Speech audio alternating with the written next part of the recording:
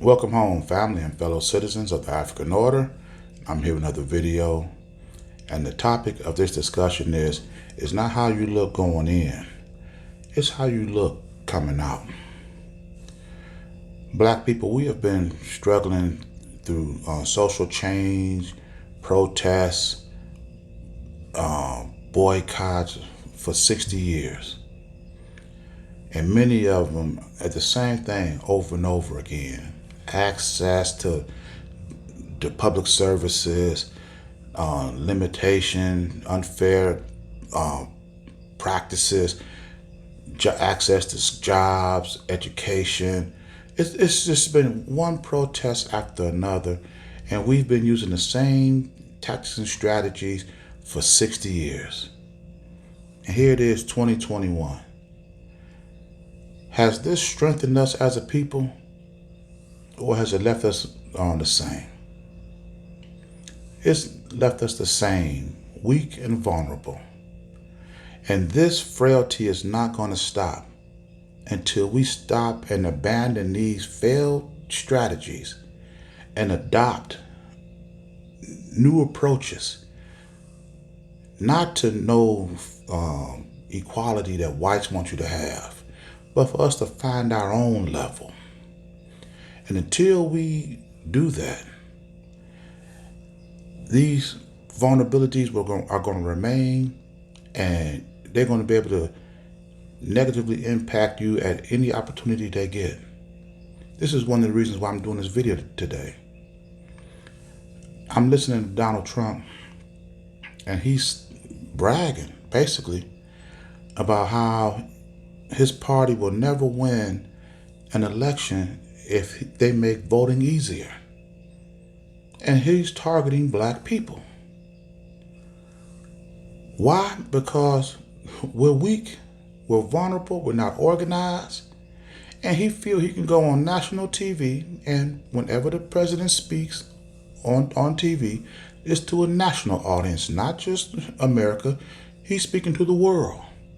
I'm going to make it as difficult as I can for blacks to vote, because if black and brown people vote, we will never win an election, which goes totally against the democracy that you've been promoting to the world.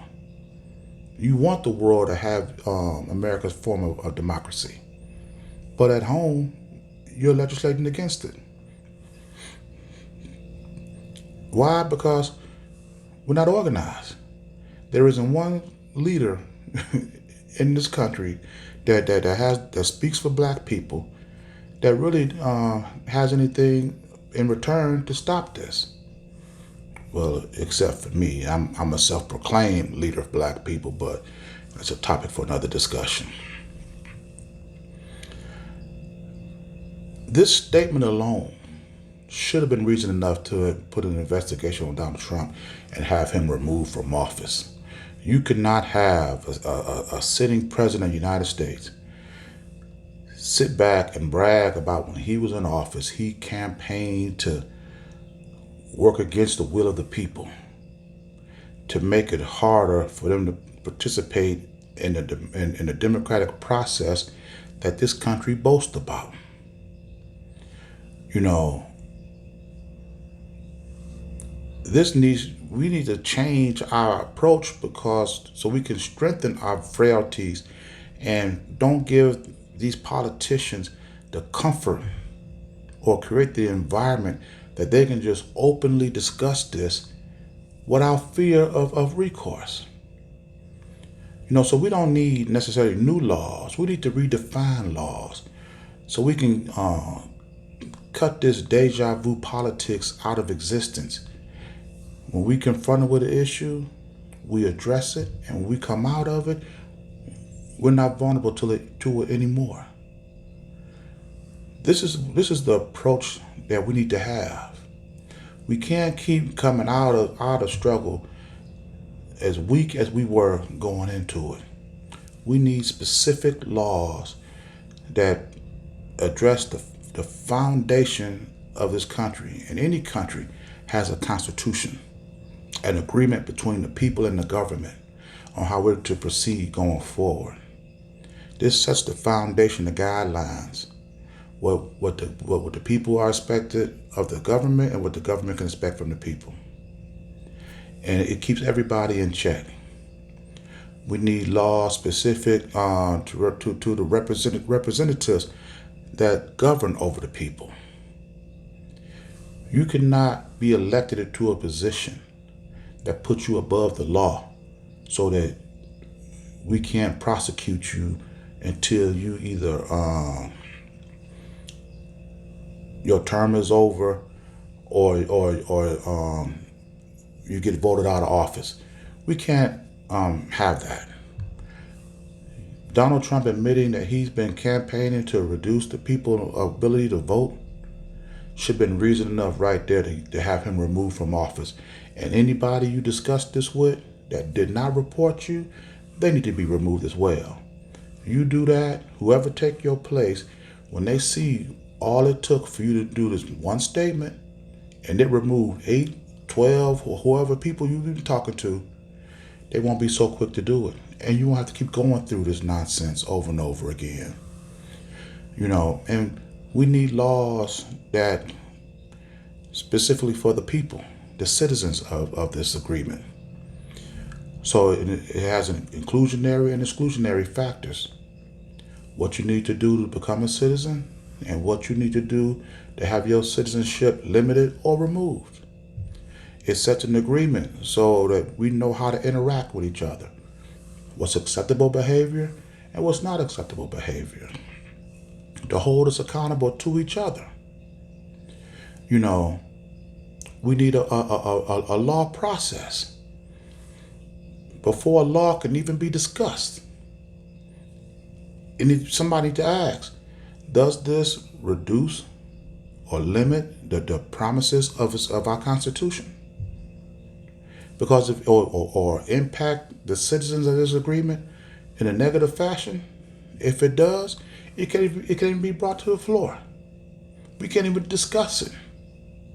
We cannot be having politicians campaigning to reduce or limit the benefits of this agreement. So, what's my conclusion? What's my solution to this? We have to admit to ourselves that whites will never give us an accountable government or make us stronger coming out of a protest. We have to admit this.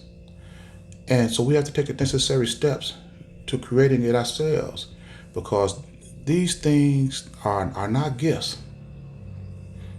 They're creations.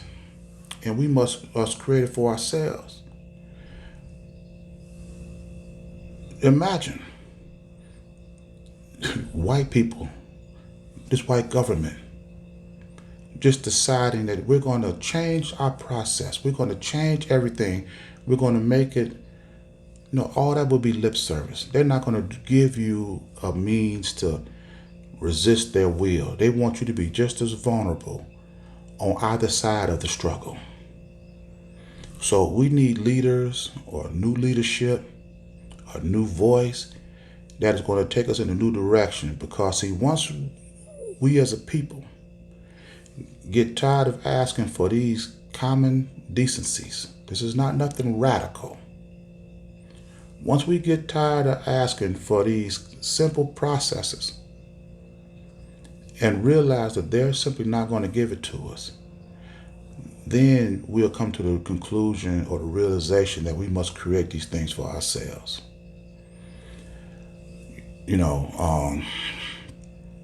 But before I conclude this video, I want to, make an announcement. I have a new setup coming up. I had it for a while, but I wasn't able to gain access to my building due to this COVID-19, and I finally was able to get access to my building, get some things in order. I have a really decent setup. It's going to be more informative. It's going to be more visual, more interactive. I hope you like it, appreciate it. Like I said, I put a lot of effort into it, a lot of my time, and I put a lot of money into it as well. But you'll be able to see that once I get everything dusted up, because I had it closed for about a year, and I finally, got everything straight, and we got to reopen. Now we got to get the process of getting some more old stuff out of there, moving some stuff around, get everything set up. I want to be able to put the information out to you in a way that you can see what I see. And what I see is no hope in this country.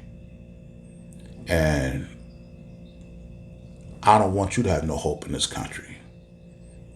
And that may sound crazy, but see, as long as you have hope and faith that these people are going to give you a better way of life, then you're going to find yourself in a position sitting back waiting on it. And they never had that intention. But when I put this stuff to you in this way that I have planned, it's going to open your eyes that there is no hope. And then once you realize there is no hope, then you're going to be looking for a new direction. And I'll be right there with a beautiful setup for you to see, and we can all start the process of building what we need for ourselves, because it won't be given to us. It has to be created, and it won't build itself. So we're going to have to do the work.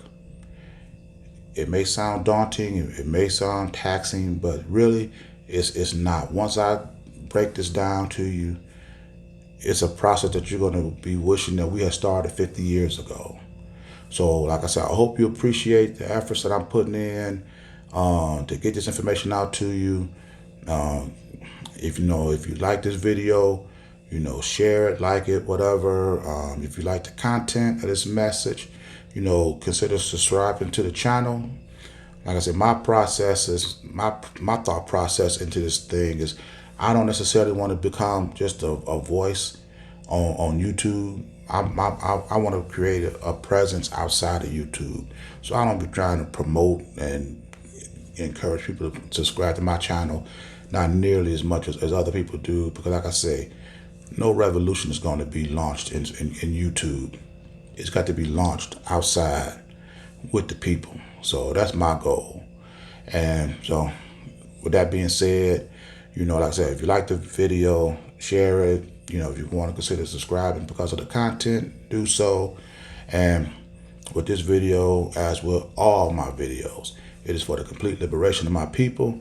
And I see you in my next message. Ashe.